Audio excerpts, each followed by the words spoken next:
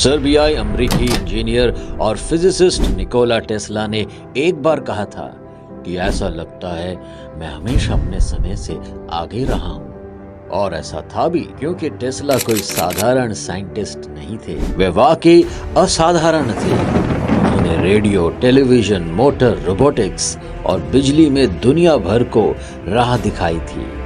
इनको काफी आगे ले गए थे, लेकिन उनकी सोच इन्हीं आविष्कार तक सीमित नहीं थी।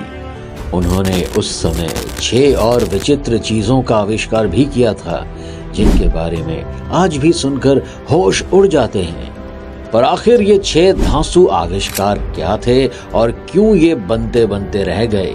क्या तकनीकी सीमाओं या राजनीतिक दबाव या फिर बाजार व्यवहारकर्ता कारण थे इनके नहीं बनने के?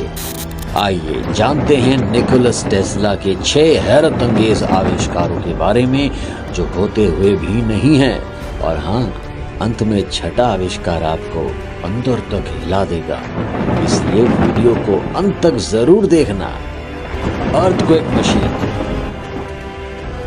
1893 में टेस्ला ने भाप से चलने वाला एक मैकेनिकल ऑसिलेटर पेटेंट कराया था, जो इलेक्ट्रिसिटी को जनरेट करने के लिए बहुत तेजी से ऊपर और नीचे की तरफ वाइब्रेट करता था। अपने इस आविष्कार को पेटेंट कराने के कई वर्षों बाद उन्होंने रिपोर्टर्स को बताया कि एक दिन जब वे न्यूयॉर्क शहर की एक इमारत में स्थित अपनी प्रयोगशाला में इस मैकेनिकल ऑसिलेटर को ट्यून करने का प्रयास कर रहे थे, तभी अचानक से जमीन हिलने लगी। लेकिन टेस्ला यही नहीं थमे और उन्होंने उसकी पावर बढ़ाना जारी रखा, जिसके बाद वहां रखी चीजें इधर उधर गिरने लगी थी। टेस्ला ये सब देखकर काफी डर गए और उन्होंने उसे तुरंत बंद करने का फैसला किया।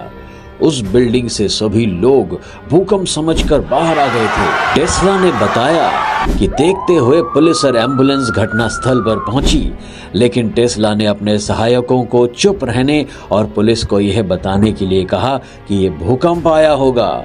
इसके बाद निकोलस टेस्ला ने इस अर्थक्वेक मशीन को तोड़ दिया था। Thought camera. दूसरा आविष्कार आपका दिमाग खोल देगा। जी हाँ, टेस्ला का मानना था कि विचारों की तस्वीरें लेना संभव हो सकता है।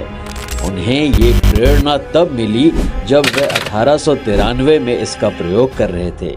टेस्ला ने दशकों बाद एक अखबार के रिपोर्टर को बताया, मुझे विश्वास हो गया है कि रिफ्लेक्स एक्शन द्वारा हम अपने विचारों में बनी एक निश्चित तस्वीर को रेटिना पर उतार सकते हैं, जिसे उपयुक्त उपकरण के माध्यम से स्क्रीन पर देखा जा सकता है। टेस्ला ने एक आर्टिफिशियल रेटिना पर फोटो को रिफ्लेक्ट करने, तस्वीर लेने और फिर उसे स्क्रीन पर दिखाने के बारे में बात कही थी। Wireless energy.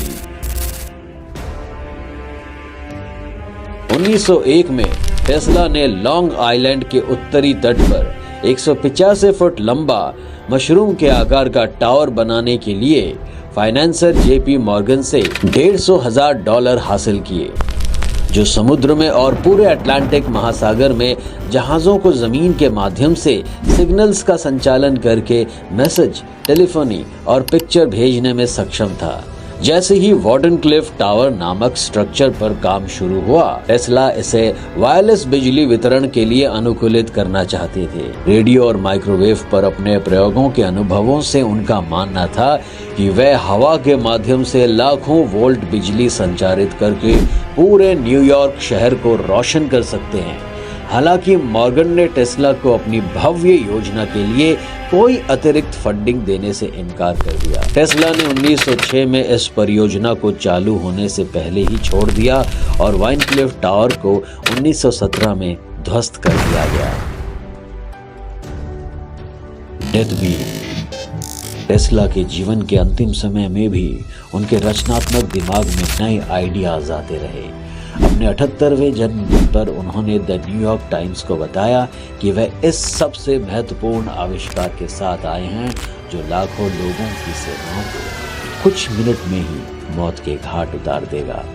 एक ऐसा सैन्य हथियार जो वैक्यूम चैम्बर के अंदर ध्वनि की गति से 48 गुना अधिक गति से मरकरी के पार्टिकल्स को एक्सीलरेट करेगा और हवा के माध्यम से इतनी जबरदस्त ऊर्जा की एक हाई वेलोसिटी बीम फेंकेगा कि इससे 250 मील के अंदर के दुश्मन के 10,000 हवाई जहाजों के बेड़े का नामो निशान मिटा देगा।